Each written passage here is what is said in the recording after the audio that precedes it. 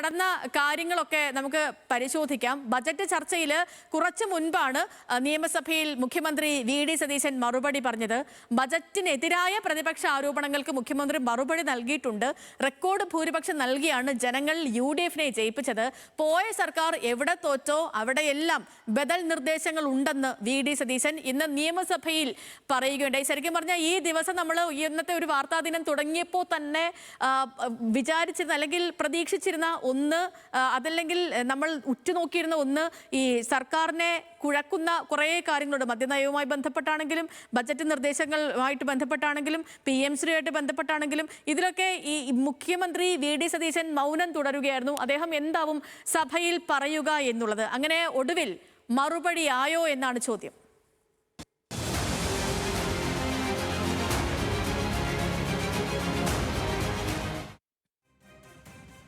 സമ്പദ് വ്യവസ്ഥയുടെ ആരോഗ്യം എന്താണെന്ന് വ്യക്തമാക്കുന്ന ധവളപത്രം സർക്കാർ അവതരിപ്പിച്ചു എന്നാണ് ഇന്ന് വി.ഡി. സതീശൻ പറഞ്ഞത്. അത് രാഷ്ട്രീയ വിമർശനമല്ല, ഒരു ആധികാരിക രേഖയാണ്.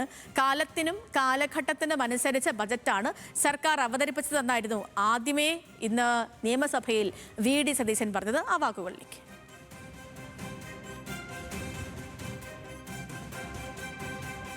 സർ, ടാക്സ് ചുമത്തിയിട്ടല്ല, അതാണ് ഞങ്ങളുടെ പുതിയ എക്കണോമിക് മോഡലാണ്. ജനങ്ങളുടെ തലയിൽ നികുതി ഭാരം കെട്ടിവെച്ചിട്ടല്ല ഖജനാവിൽ പണം നിറയ്ക്കുന്നത്.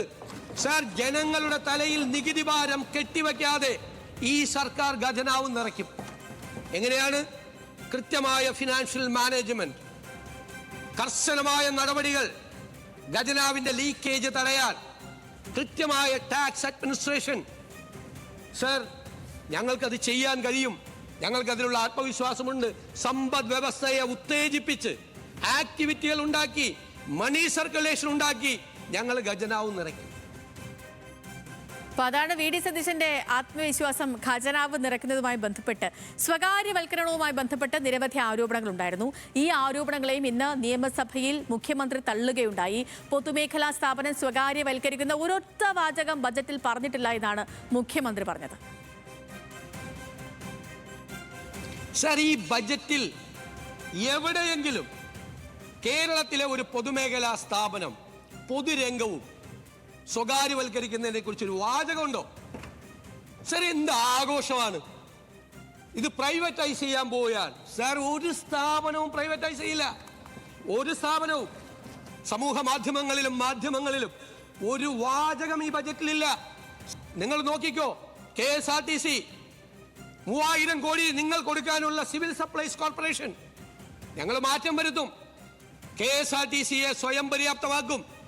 സിവിൽ സപ്ലൈസ് കോർപ്പറേഷൻ ഒന്നും പറഞ്ഞില്ല എന്നിവിടെ ആരോ പറഞ്ഞു സപ്ലൈകോയെ പറ്റി.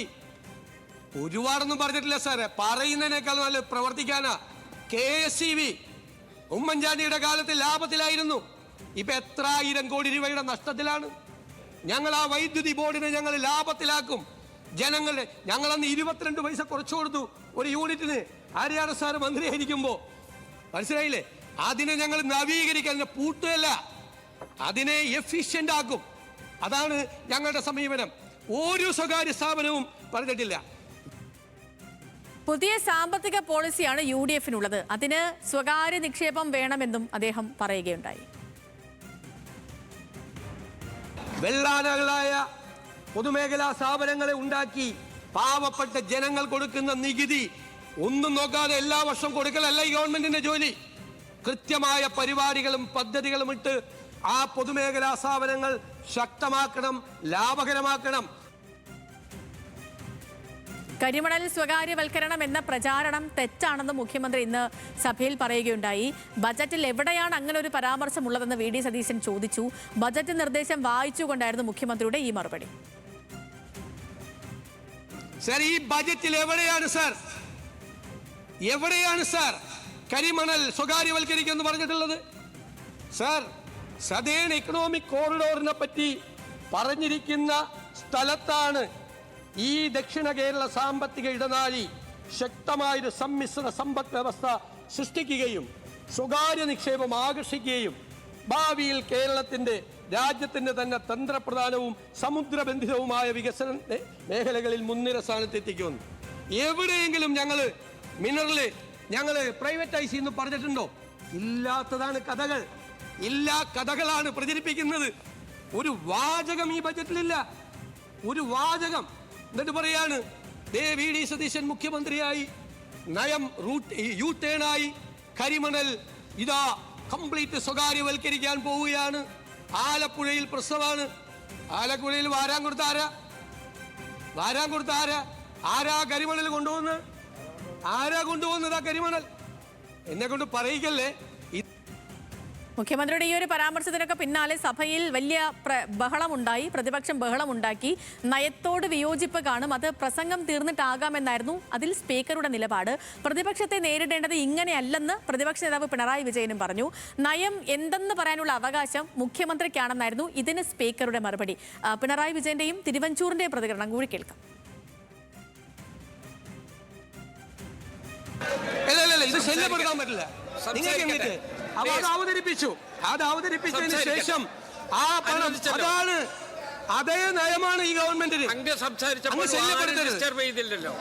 ശല്യപ്പെടുത്തരുത്. ഒരു ഗവൺമെന്റ് പോളിസി ശല്യപ്പെടുത്തരുത്. ഒരു ഗവൺമെന്റ് പറയട്ടെ. അങ്ങെന്തിനാ അസ്വസ്ഥരാവുന്നത്? അങ്ങിരിക്കും, ഞാൻ അങ്ങേക്ക് വഴങ്ങാം. ഒരു മര്യാദ ഉണ്ട്. ഞാൻ എന്റെ ഒരു പോയിന്റ് കംപ്ലീറ്റ് ചെയ്തിട്ട് വഴങ്ങാം. അങ്ങേ പോലെ ഒരാൾ എഴുന്നേറ്റ് ഞാൻ വഴങ്ങാതിരിക്കോ? ഞാൻ വഴങ്ങാം. അങ്ങ് പ്രക്ഷുബ്ധനാവല്ലേ, ശോഭിക്കല്ലേ, അങ്ങനെ ചെയ്യല്ലേ. ഞാൻ let me complete my point. I am on my legs. You don't have any right. No. To interrupt. No. ഒരു ശാന്തമായിരിക്കൂ. ഇവിടെ നടന്ന 3 ദിവസത്തെ ചർച്ചയ്ക്ക് ശേഷം മുഖ്യമന്ത്രി ഈ ഗവൺമെന്റ് നയം എന്താണ് എന്ന് പ്രഖ്യാപിക്കുകയാണ്. ആ നയത്തോട് വിയോജിപ്പ് കാണും, ഇല്ലെന്ന് ഞാൻ പറയുന്നില്ല. പക്ഷേ അത് അദ്ദേഹത്തിന്റെ പ്രസംഗം കംപ്ലീറ്റ് ചെയ്യാൻ അനുവദിച്ചിട്ടല്ലേ. അതിന് നമ്മൾ ഒബ്സ്ട്രക്ഷൻ ഉണ്ടാക്കിയാൽ അതിന്റെ അർത്ഥം എന്താ? ആ നയം എന്താണെന്ന് അറിയണ്ട എന്നുള്ള നിലയിലാണോ? അതുകൊണ്ട് മുഖ്യമന്ത്രി പറയട്ടെ, ഈ ഗവൺമെന്റ് നയം എന്താണ് എന്ന് അദ്ദേഹം പറയുകയാണ്. അത് ശാന്തമായി കേൾക്കൂ. എന്താ പ്രതിപക്ഷ നേതാവ് എന്തോ പറയാൻ? ഒരു ബഹുമാനപ്പെട്ട മുഖ്യമന്ത്രി പ്രതിപക്ഷത്തെ നേരിടേണ്ടത് ഇങ്ങനെയല്ലോ. യു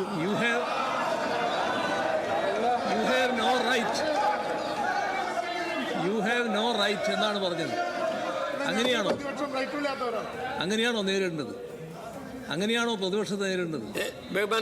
അങ്ങനെയാണോ പ്രതിപക്ഷത്തോട് സംസാരിക്കേണ്ടത്? കേക്കോ, അങ്ങ് ശാന്തമായി കേക്കൂ. അങ്ങ് 10 വർഷക്കാലം ഈ സംസ്ഥാനം ഭരിച്ച മുഖ്യമന്ത്രിയായിരുന്നു. അങ്ങയുടെ ഗവൺമെന്റ് നയം അവസാനമായി പറയാനുള്ള അധികാരം അങ്ങേക്ക് തന്നെയായിരുന്നു. അതുപോലെ തന്നെ ഈ ഗവൺമെന്റിന്റെ നയം എന്താണ് എന്ന് ഈ സഭയെ അറിയിക്കേണ്ടത് മുഖ്യമന്ത്രിയാണ്. അപ്പൊ ദയവായിട്ട് അങ്ങ് ഇതിനോട് സഹകരിക്കും. ശരി, KN ബാലഗോപാലിന് പ്രസംഗിക്കാൻ അവസരം നൽകാത്തതിലും സഭയിൽ പ്രതിപക്ഷം പ്രതിഷേധിക്കുകയുണ്ടായി. ബാലഗോപാൽ നിരന്തരം ബഹളമുണ്ടാക്കിയെന്ന് മുഖ്യമന്ത്രി വിമർശിച്ചു. അർജുൻ രാജ് വിവരങ്ങളുമായി നമുക്കിപ്പം തത്സമയമുണ്ട്. Arjun, good evening. ഈ ഒരുപാട് കാര്യങ്ങൾ, അതായത് എനിക്ക് തോന്നുന്നു നിലനിന്നിരുന്ന ഏറെക്കുറെ വിവാദങ്ങളിൽ എല്ലാത്തിലും ഇന്നിപ്പം മുഖ്യമന്ത്രി മറുപടി പറഞ്ഞു. ഇതിൽ ഏറ്റവും പ്രധാനം ഈ മദ്യനയവുമായി ബന്ധപ്പെട്ടുള്ളതാണ്. വീര്യം കുറഞ്ഞ മദ്യം നികുതി കുറച്ച് വിൽക്കണോ വേണ്ടയോ? അത് ബജറ്റും കഴിഞ്ഞ് മുന്നണിയിൽ തന്നെ ചർച്ച ചെയ്തതിന് പിന്നാലെ എന്നാൽ ഇനി UDF-ൽ ചർച്ചയാകാം. അപ്പോൾ ഇത് മുഖ്യമന്ത്രിയുടെ ഒരു യൂട്ടേൺ ആയിട്ട് പറയാൻ പറ്റുമോ, അതോ ഒരു പോളിസി മാറ്റാൻ വേണ്ടി UDF-ന് തീരുമാനമെടുക്കാൻ വിട്ട് മുഖ്യമന്ത്രി തലയൂരുകയാണോ? Arjun, Sethu, good evening. U turn എന്ന് നമുക്ക് ഒറ്റയടിക്ക് പറയാൻ കഴിയില്ല എന്ന് വേണം പറയാൻ. അതായത് ഒരു മയപ്പെട്ട സമീപനത്തിലേക്ക് വി ഡി സതീശൻ മാറിയിട്ടുണ്ട് എന്നുള്ളതാണ്. എന്തായാലും നടപ്പാക്കും എന്നുള്ളതായിരുന്നു വി ഡി സതീശന്റെ നിലപാട്. അത് ബജറ്റിൽ ഇടം പിടിച്ചു, നികുതി ഘടനയായി നിശ്ചയിക്കപ്പെടുകയും ചെയ്തു. സാധാരണ പിന്നെ ബജറ്റ് പാസ്സായാൽ മാത്രം മതി, അത് ഒരു നടപ്പിലാകുന്ന നിലയിലേക്ക് പോകും. പക്ഷേ ഇതൊരു അസാധാരണമായിട്ടുള്ള കാര്യമാണ്. അതിന്മേൽ ഇനി ഒരു ചർച്ച നടത്തും എന്നുള്ള തീരുമാനം ഇന്ന് അദ്ദേഹം പ്രഖ്യാപിക്കുകയാണ്. അതിന് കാരണം വലിയ സമ്മർദ്ദം മുഖ്യമന്ത്രിക്ക് മേൽ വന്നിട്ടുണ്ട്. പ്രത്യേകിച്ച് UDF-ന്റെ ഘടകകക്ഷികളിൽ നിന്ന് കോൺഗ്രസ് നേതാക്കളായിട്ടുള്ള VM സുധീരൻ ഉൾപ്പെടെയുള്ള ആളുകളൊക്കെ ഈ വീര്യം കുറഞ്ഞ മദ്യത്തിന്റെ നികുതി ഇളവ് സംബന്ധിച്ച് വലിയ വിമർശനം ഉന്നയിച്ചിട്ടുണ്ട്. വിവിധ മത മേലധ്യക്ഷന്മാരും സാമുദായിക സംഘടനകളും ഒക്കെ രംഗത്തെത്തിയ ഒരു സമ്മർദ്ദം വി ഡി സതീശന് മേൽ ഉണ്ടായി. അതുകൊണ്ടാണ് ഇനിയൊരു ചർച്ച ആകാം എന്നുള്ള തീരുമാനത്തിലേക്ക് അദ്ദേഹം പോയത്. മുൻപ് അദ്ദേഹം എടുത്ത നിലപാട് അങ്ങനെയല്ല. യൂട്ടേൺ എന്ന് നമുക്ക് പറയാൻ കഴിയില്ലെങ്കിലും ആ ഒരു ഉറച്ച നിലപാടിൽ നിന്ന് പിന്നോട്ട് പോക്ക് സതീശന്റെ ഭാഗത്ത് നിന്ന് ഉണ്ടായിട്ടുണ്ട്.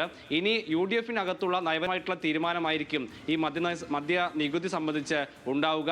UDF തീരുമാനിക്കുകയാണ് ഇത് വേണ്ട, ഒഴിവാക്കാം എന്നാണെങ്കിൽ ഈ പറയുന്ന വീര്യം കുറഞ്ഞ മദ്യത്തിന് നികുതി ഇളവ് എന്ന തീരുമാനം പിൻവലിക്കപ്പെടും. അതല്ല, ഈ തീരുമാനവുമായി മുന്നോട്ട് പോകാം എന്ന് UDF തീരുമാനിക്കുകയാണെങ്കിൽ ബജറ്റിൽ എങ്ങനെയാണോ പ്രഖ്യാപിച്ചത് അതേ സമാനമായിട്ടുള്ള നികുതി ഘടനയോടുകൂടി ഈ തീരുമാനം പ്രാബല്യത്തിലാവുകയും ചെയ്യും. പക്ഷേ അതിന് സാധ്യത വളരെ കുറവാണ്. കാരണം ഈ പറയുന്ന പൊതു വിമർശനം നമുക്ക് അറിയാം. അതുകൊണ്ട് തന്നെ സതീശന് ഇനി ഒരു പക്ഷേ യൂട്ടേൺ അടിക്കേണ്ടി വരും എന്നാണ് പറയേണ്ടത്. രണ്ടാമത്തേത് PM ശ്രീ പദ്ധതിയുമായി ബന്ധപ്പെട്ടാണ്.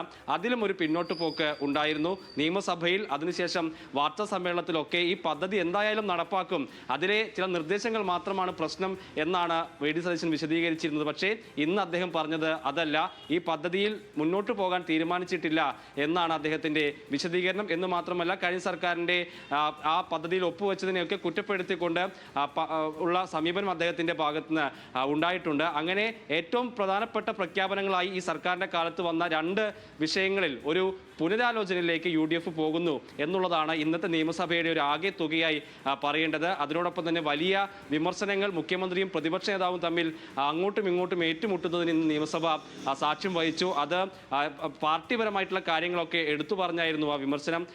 പിണറായി വിജയനെതിരായിട്ട് അണികളുടെ വിമർശനം ഉണ്ടായിട്ടുണ്ട് എന്ന് പറഞ്ഞത് പഴയ ഒരു പാർട്ടി സെക്രട്ടറിയുടെ നിലയിലേക്കൊക്കെ പിന്നെ പിണറായി വിജയൻ പെരുമാറുന്ന രീതിയിലേക്ക് മാറി. അങ്ങനെ ഒരു പൂതിയൊന്നും കോൺഗ്രസ്സുകാർക്ക് വേണ്ട, ശക്തമായി ഞങ്ങൾ തിരിച്ചു വരും.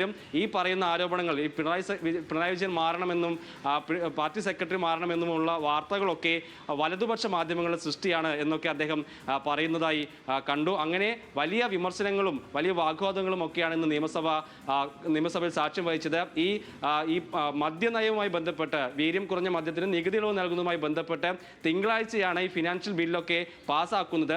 അന്ന് ഈ ബില്ലിനകത്ത് ഈ വിഷയം വരികയാണെങ്കിൽ സ്വാഭാവികമായും അത് പാസ്സാക്കപ്പെടും. അതുകൊണ്ട് തന്നെ പിന്നീട് ഒരു പുനരാലോചനയിലേക്ക് പോകാൻ കഴിയില്ല. സ്വാഭാവികമായും ഉത്തരവിറങ്ങിയാൽ മാത്രം മതി എന്നതാണ് നടപടിക്രമം. അപ്പോൾ ഇനിയുള്ളൊരു 3 ദിവസം കൊണ്ട് UDF-നകത്തൊരു ചർച്ച വരാനുള്ള സാധ്യതയാണ് നിലനിൽക്കുന്നത്. ഓക്കെ അർജുൻ, അത് തന്നെയാണ് ഏറ്റവും പ്രധാനം. കാരണം നികുതി ഘടനയോടെയുള്ള ഒരു ബജറ്റ് പാസ്സാക്കിയ പിന്നീട് UDF ചർച്ച ചെയ്ത് നയം പാസ്സാക്കിയാലും ഇല്ലെങ്കിലും ഈ മറ്റ് കമ്പനികൾക്കൊക്കെ, ഇപ്പം ബെക്കാടി അടക്കമുള്ള കമ്പനികൾക്കൊക്കെ ഇവിടെ പ്രവർത്തിച്ചുകൂടെ എന്നൊരു കാര്യം ഇന്ന് മുൻ ധനമന്ത്രി കൂടിയായ KN ബാലഗോപാൽ പോയിന്റ് ഓഫ് ഓർഡറായിട്ടൊക്കെ ഉന്നയിച്ചതാണ്. അപ്പോൾ അതിന് മുഖ്യമന്ത്രി മറുപടിയും പറഞ്ഞില്ല. ഇപ്പം അർജുൻ അവസാനം പറഞ്ഞ പോലെ 1-ാം തീയതി ഫൈനാൻസ് ബില്ല് വരികയാണ്. അപ്പം അതിനോടൊപ്പം ഈ നികുതി ഘടന കൂടി നിലവിൽ വരുമ്പോൾ അത് എങ്ങനെയാകും, അല്ലെങ്കിൽ അതിൽ എങ്ങനെയാകും UDF-ന്റെ നീക്കങ്ങൾ, ചർച്ചകൾ ഇനി അടുത്ത 3 ദിവസം എങ്ങനെ മുന്നോട്ട് പോകും എന്നുള്ളതൊക്കെ നമുക്ക് കാത്തിരുന്നറിയണം. അതുപോലെ തന്നെയാണ് PM ശ്രീയുമായിട്ട് ബന്ധപ്പെട്ടും അതിൽ നമ്മൾ ഈ പോരൊക്കെ കണ്ടിരുന്നു. സാങ്കേതികമായിട്ടെല്ലാം LDF-നെ തലയിലിട്ട് PM ശ്രീയുമായി സർക്കാർ മുന്നോട്ട് പോകുന്നു എന്നൊരു സൂചന തന്നെയാണ് ഇന്ന് സഭയിൽ മുഖ്യമന്ത്രി VD സതീശൻ നൽകിയത്. അപ്പോൾ അതാണ്